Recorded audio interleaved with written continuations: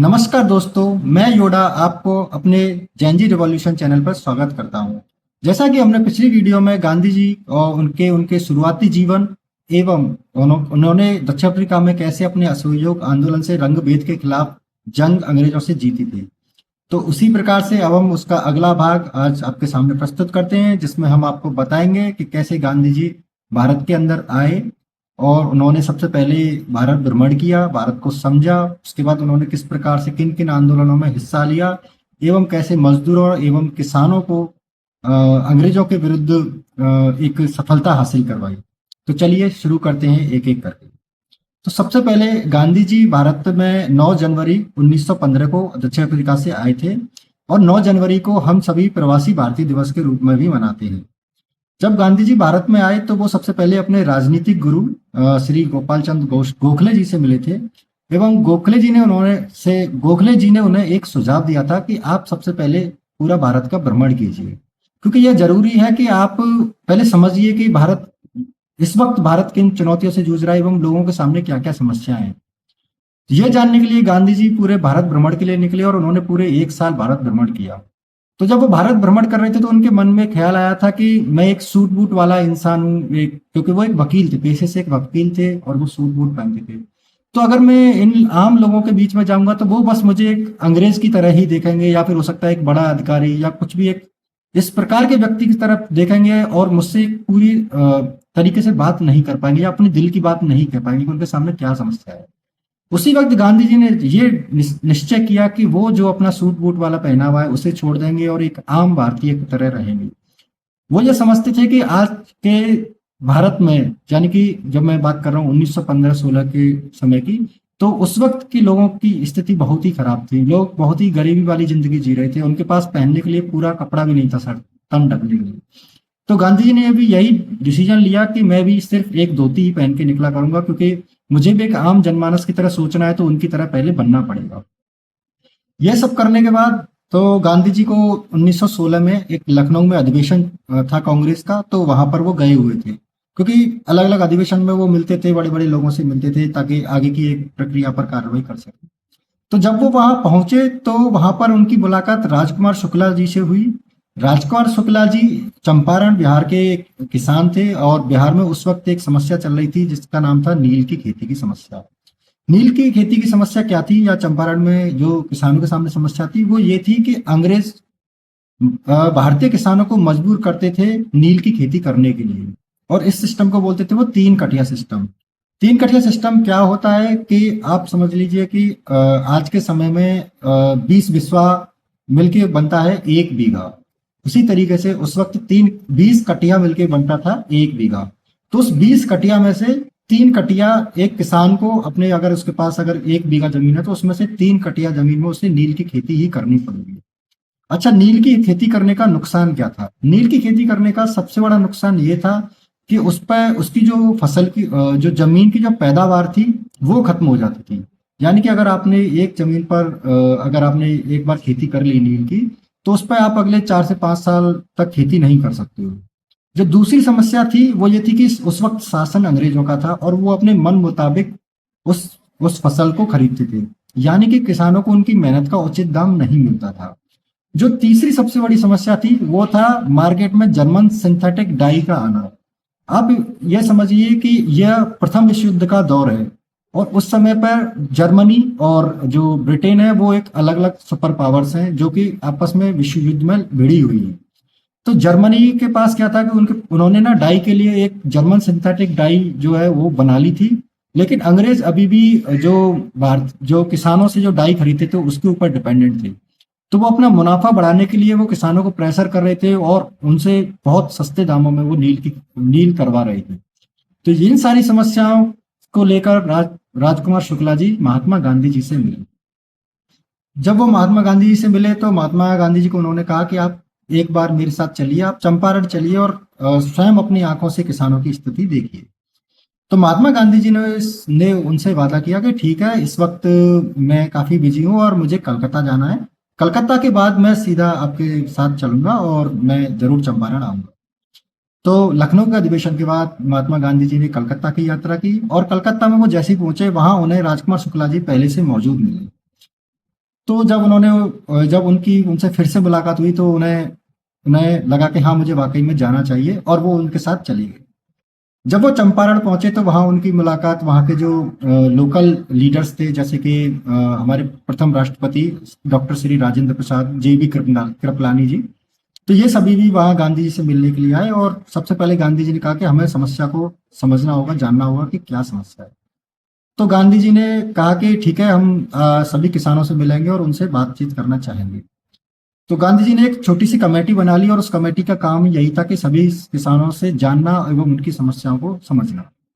जब वहां के लोकल प्रशासन ने ये देखा कि गांधी जी इस प्रकार की कार्रवाई कर रहे हैं, तो उन्हें लगा कि कहीं ऐसा ना हो कि यहाँ पर भी गांधी जी एक अफ्रीका की तरह एक अवज्ञा सविनय अवज्ञा आंदोलन ना शुरू कर दें, जो कि कल को एक बड़ी मुसीबत बन जाए। इस समस्या के निदान के लिए उस वक्त के प्रशासन ने क्या किया, एक कमेटी बनाई, और उस कमेटी में गांधी जी को निमंत्रण दे दिया। तो गांधी जी उस कमेटी में गए, और गांधी जी ने जो किसानों की मांगे थी, और किसानों की मांगे सिर्फ दो ही थी। एक कि वो नील की खेती नहीं करना चाहते, और दूसरी ये थी कि उनसे जबरदस्ती का जिन किसानों ने नील की खेती करने से मना कर दिया था, तो उनसे जबरदस्ती का एक पैसा लिया गया था कि अगर आप ये खेती नहीं करोगे तो आपको पैसा देना पड़ेगा। तो उस पैसे को कंप्लीटली 100% कंपनसेट या फिर उसका मुआवजा देना। तो गांधी जी ने उनके सामने मांग रखी कि मैं एक बीच का रास्ता निकालता हूं, क्योंकि समझौता तभी हो पाएगा जब बीच का रास्ता निकलेगा। बीच का रास्ता में गांधी जी ने यह सुझाव दिया कि नील की खेती खत्म की जाए, और जो मुआवजा है उसका 25% वापस लौटाया जाए। इस मांग को अंग्रेजों ने और किसानों ने दोनों ने स्वीकार कर लिया, और इस प्रकार से चंपारण में पहली बार गांधी जी को एक बड़ी सफलता हासिल हुई। जब गांधी जी ने इस आंदोलन को या फिर जब गांधी जी का ये आंदोलन सफल हो गया, तो गांधी जी के बारे में काफी जो किसान थे, और जो जो बाकी के जो देश भारत के हिस्से में और भी जो लोग थे, उन्होंने और अच्छे से गांधी जी के बारे में जाना। इसी चंपारण आंदोलन की सफलता के बाद रविंद्रनाथ टैगोर ने उन्हें महात्मा की उपाधि दी थी। उसके बाद गांधी जी को निमंत्रण मिलता है अहमदाबाद से, क्योंकि अहमदाबाद में उस वक्त एक मिल्स का एक दिक्कत चल रही थी। हुआ ये था कि उस वक्त प्लेग आ गया था। तो प्लेग की वजह से क्या हुआ था कि अहमदाबाद को बोलते थे मैनचेस्टर ऑफ इंडिया, यानी कि वहां पर बहुत सारी मिल्स थी और वहां पर कपड़े बनते थे। तो उन मिल्स में काम करने के लिए मजदूर आते थे, और वो बंधे हुए मजदूर थे, यानी कि ऐसा नहीं थे कि आज कोई आ रहा है कल कोई आ रहा है। वो रजिस्टर्ड या एक टाइप से, जैसे मेरी जॉब है या आपकी जॉब है, ऐसे ही वो रजिस्टर्ड मजदूर थे। तो हुआ क्या कि प्लेग की वजह से बहुत सारे लोग अपने अपने घर चले गए, क्योंकि महामारी फैल गई। तो उससे प्रोडक्शन ठप हो गया था। तो इस अपना प्रोडक्शन शुरू करने के लिए जो मिल्स के जो अधिकारी थे या फिर मिल्स के मालिक थे, उन्होंने वर्कर्स से वादा किया कि हम आपको प्लेग बोनस देंगे, आप आइए और फैक्ट्री में काम करना शुरू कीजिए। इस बोनस के वादे पर जो वर्कर्स थे वो वापस आए और उन्होंने अपना काम शुरू कर दिया। लेकिन फैक्ट्री के मालिक अपने वादे से मुकर गए, उन्होंने प्लेग बोनस देने से मना कर दिया। जब वो अपने वादे से मुकर गए, तो जो मजदूर थे उन्होंने कहा कि ठीक है, आपको बोनस देना है, नहीं देना है तो मत दीजिए। लेकिन क्योंकि उस वक्त विश्व युद्ध भी चल रहा था और सभी चीजों के दाम बहुत ऊंचे थे, यानी कि इन्फ्लेशन बहुत हाई हो गया था, तो उनके लिए उस सैलरी में जीवन यापन करना बड़ा मुश्किल हो रहा था। तो उन्होंने कहा था कि आप हमारा जो पे है वो 25% बढ़ा दीजिए। 25% नहीं, उन्होंने 50% की डिमांड की थी। तो लेकिन जो मिल्स के जो अधिकारी थे, उन्होंने कहा कि नहीं, इस आपकी कोई भी मांग नहीं मानी जाएगी, आप काम कीजिए और आपकी जो तनख्वाह है वही मिलेगी। जब ये सारी बातें गांधी जी को पता चली, तो वो तुरंत अहमदाबाद पहुंचे, और वहां अहमदाबाद में पहुंच के उन्होंने आंदोलन की बागडोर संभाली। सबसे पहले वो अनसुईया साराभाई जी से मिले। अनसुईया साराभाई एक सामाजिक कार्यकर्ता थी, एवं वो एक व्यक्ति थे जिन्होंने महात्मा गांधी को आश्रम के लिए जगह भी दी थी। तो वो उनसे मिले, वो मिल्स एसोसिएशन के मालिक भी थे। तो गांधी जी ने उनसे बात की और उनसे कहा कि आप जो बाकी जो मिल्स के जो सभी जितनी भी मिल्स हैं, जिनके जितने भी बड़े मालिक हैं, आप उनसे बातचीत कीजिए और इस समस्या का समाधान करने की कोशिश कीजिए। तो लेकिन जो जितने भी मिल्स के मालिक थे, उन्होंने इस मामले में बातचीत करने से मना कर दिया। इस बात पर गुस्सा होकर महात्मा गांधी जी अनशन पर बैठ गए, और महात्मा गांधी ने बोल दिया कि या तो बातचीत कीजिए, नहीं तो मैं अपना मतलब ना खाना खाऊंगा ना। आमरण अनशन के लिए वो तैयार हो गए। ये ऐसा पहली बार हुआ था कि किसी पॉलिटिकल कॉज के लिए गांधी जी आमरण अनशन पर बैठे थे। गांधी जी की ये बात सुनने के बाद जो मिल्स के सभी कर्म अधिकारी थे वो डर गए, क्योंकि उन्हें पता था कि अगर एक बार गांधी जी की या कुछ भी हो गया तो पूरे भारत पर ही इसका एक बड़ा ही नकारात्मक असर पड़ेगा। तो इसके बाद वो सभी मिल्स के अधिकारी थे वो गांधी जी से बातचीत करने के लिए तैयार हो गए और उन्होंने कहा कि ठीक है, हम इस केस को ट्रिब्यूनल में लेके जाएंगे। जब वो इस केस को ट्रिब्यूनल में लेके गए तो गांधी जी ने मजदूरों से भी कहा कि देखिए 50% की मांग को मानने के लिए हमें और लंबी लड़ाई लड़नी पड़ेगी, आप 35% पे आ जाइए। जो कि गांधी जी सोचते थे कि मैं अगर बीच का रास्ता निकालूंगा तो उससे कहीं ज्यादा चीजें आसान हो जाएंगी। तो मजदूर भी 35% मांग पर तैयार हो गए और जब उन्होंने ट्रिब्यूनल के सामने ये मांग रखी कि हमें 35% वेतन वृद्धि चाहिए, तो मिल्स के मालिक भी इस चीज के लिए तैयार हो गए और इस प्रकार से ये आंदोलन फिर से सफल हुआ। यह गांधी जी की दूसरी जीत थी। इसके बाद गांधी जी को पता चला कि जो खेड़ा है, जहाँ पे जो गुजरात का ही एक और जगह है खेड़ा, तो वहां पर भी किसानों के सामने एक बहुत बड़ी समस्या थी। हुआ यह था कि सूखा पड़ गया था और जो रॉयल्टी एक्ट था उसके अकॉर्डिंग ये था कि अगर आपकी फसल 25% से भी कम फसल की पैदावार होती है, यानी कि आपकी फसल को कुछ नुकसान होता है, तो उस स्थिति में आपको टैक्स देने की जरूरत नहीं है। तो जो किसान सभा थी, गुजरात सभा जिसको बोलते थे, वो अंग्रेजों की सरकार के पास गई और उन्होंने कहा कि देखिए सूखे की वजह से हमारी फसल खराब हो गई है, तो हमें इस वर्ष टैक्स में माफी दे दीजिए। ये सुनने के बाद अंग्रेज प्रशासन बौखला गया और उसने 23% टैक्स और बढ़ा दिया। तो ये सुनने के यह सब होने के बाद वो जो किसान सभा गुजरात सभा थी वो गांधी जी के पास गई और उनसे कहा कि आप हमारी इनसे निपटने में मदद कीजिए। तो इसके लिए गांधी जी ने क्या किया, गांधी जी ने कहा कि ठीक है, हम असहयोग आंदोलन करेंगे और मेरी सबसे बड़ी जो कंडीशन है लोगों के साथ वो ये है कि आप किसी भी प्रकार की हिंसा नहीं करेंगे एवं सरकार कोई भी कदम उठाए आप सरकार के साथ नहीं भिड़ेंगे। तो जब गांधी जी ने असहयोग आंदोलन का आह्वान किया उस वक्त उनके साथ सरदार वल्लभ भाई पटेल भी मौजूद थे। सरदार वल्लभ भाई पटेल ने एक बहुत ही मैनेजमेंट तरीके से एंड डिसिप्लिन तरीके से लोगों के साथ सभाएं की और उन्हें समझाया कि हम ये क्यों करना चाहते हैं। इसके जवाब में अंग्रेजों ने क्या किया कि जो वहां के जो बाकी के किसान थे या फिर किसानों की जो जमीनें थी एवं जो पशु थे उनको हड़पना शुरू कर दिया, उनको अपने कब्जे में लेना शुरू कर दिया ताकि किसानों को धमकाया जा सके।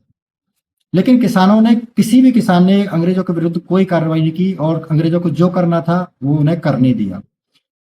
एक वक्त ये आया कि जब अंग्रेजों के पास सिर्फ इस प्रकार की कार्रवाई करने के अलावा और कोई ऑप्शन रह नहीं गया था।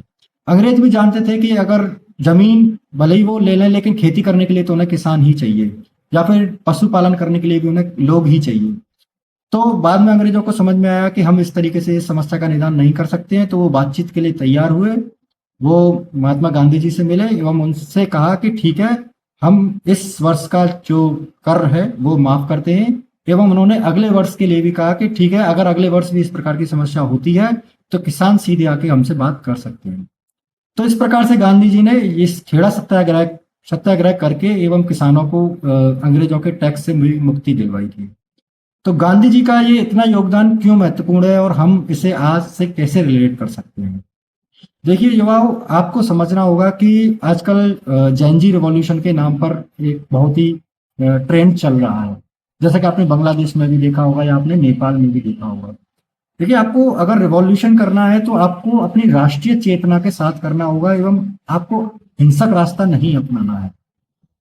जब आप हिंसा अपनाते हो तो आप कहीं ना कहीं एक कोलेटरल डैमेज कर रहे होते हो, आप स्वयं की भी जान उसमें जोखिम में डालते हो एवं आप उन लोगों को भी जान जोखिम में डालते हो जो सिस्टम के साथ जुड़े हुए हैं।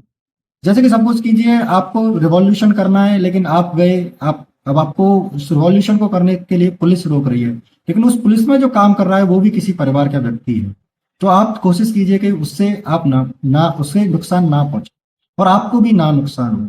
एवं राष्ट्रीय चेतना का मतलब ये है कि जैसे बांग्लादेश का अगर हम एक एग्जांपल ले सकते हैं कि उन्होंने रिवॉल्यूशन किया एवं अपने जिस व्यक्ति की वजह से वो राष्ट्र बना था, यानी 1971 में जो शेख मुजीबुर रहमान थे, जिनकी वजह से आज बांग्लादेश का जन्म हुआ था, वो उन्हीं की मूर्तियों को तोड़ रहे थे, उन्हीं के घरों को जला रहे थे, उनके बारे में बहुत कुछ भला बुरा कह रहे थे। तो ये आप समझ लीजिए, आपने एक रिवॉल्यूशन तो किया लेकिन आपने अपने राष्ट्र की चेतना को मार दिया। अगर आपके सामने कोई भी समस्या है तो उसका समाधान जरूर है, लेकिन उसका समाधान आप इस तरीके से निकालिए जिस तरीके से गांधी जी ने निकाला था, यानी कि अहिंसा के रास्ते पर चलना। मैं समझता हूं कि इसमें वक्त लग सकता है, हो सकता है आपको पहली बार में सफलता ना मिली हो। एक वक्त ऐसा भी आया था जब गांधी जी का भी जो सविनय अवज्ञा आंदोलन था वो भी विफल हो गया था, क्योंकि उसमें भी हिंसक प्रदर्शन हो गए थे और गांधी जी नहीं चाहते थे कि उनके आंदोलन की वजह से किसी की भी जान जाए। मैं एक एग्जांपल देना चाहता हूँ चौरी चौरा कांड का। देखिए, जब चौरी चौरा कांड हुआ था, चौरी चौरा कांड से पहले गांधी जी ने सविनय अवज्ञा आंदोलन का आह्वान किया था एवं सभी लोग इसमें, पूरे भारत के सभी लोग इसमें योगदान दे रहे थे। लेकिन एक पुलिस स्टेशन के सामने, जो उत्तर प्रदेश में चौरी चौरा जगह है, उस स्टेशन के सामने क्या हुआ कि भीड़ हिंसक हो गई और उन्होंने पूरे पुलिस स्टेशन में आग लगा दी। गांधी जी ये जानते थे कि जो रिटेलिएशन आएगा ब्रिटिश सरकार की तरफ से वो बहुत ही खतरनाक होगा एंड इससे लोगों की जान जा सकती है। ये समझने के बाद गांधी जी ने तुरंत ही अपना आंदोलन वापस ले लिया और किसी भी व्यक्ति की जान नहीं गई। बहुत से लोग कहते हैं कि गांधी जी ने यह आंदोलन बेवजह ले लिया एवं बहुत अच्छा मोमेंटम था और भी जगह पर लड़ाई होती, लेकिन आप समझ लीजिए, आप गांधी जी नहीं चाहते थे कि इस समस्या का समाधान हिंसक तरीके से हो, वो नहीं चाहते थे कि उनकी वजह से किसी की भी जान जाए। आप उन्हें, उनके कैरेक्टर को जज कर सकते हैं, लेकिन आपको ये भी समझना होगा कि वो उस वक्त किन लोगों से लड़ रहे थे, उनके पास उस वक्त क्या रिसोर्सेज थे। आज के समय में जब भी हम आंदोलन करने जाते हैं या किसी की मृत्यु हो जाती है तो उसके जिम्मेदार भी वही व्यक्ति होता है जो उस आंदोलन का ऑर्गेनाइजर होता है। तो बस, बाकी आप सब लोग समझदार हैं, अपना अपने नैतिक मूल्यों को ना भूलिए, अपने देश के लिए हमेशा समर्पित रहिए, लेकिन उन्हीं मुद्दों पर जो आपके लिए जरूरी हैं। ऐसा ना हो कि आप कहीं एक ऐसा आंदोलन कर दें जो आपके राष्ट्र को ही नुकसान पहुंचाए। धन्यवाद।